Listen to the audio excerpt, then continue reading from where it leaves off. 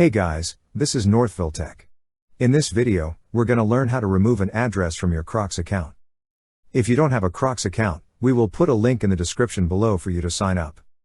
But if you already have an account, just open the website, then click on My Account. On the drop-down list, you will see a Sign In/Register button. Click on the Sign In/Register button.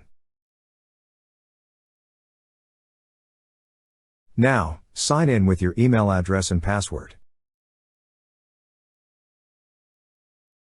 Once you're signed in, you will see several options at the middle part of this page.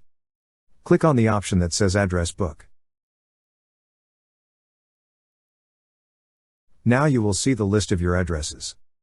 Click on the Remove button under the address you wish to remove. Then it will ask you if you're sure to delete this address. To proceed, click on Delete it. That's how you remove an address from your Crocs account. Thank you so much guys for watching, and if you have not yet subscribed to our YouTube channel, please subscribe to our YouTube channel as we create tech videos almost every day. Also, check out our website northvilletech.com for great tech articles, and our recommended resources in the description below for various sign-up bonuses.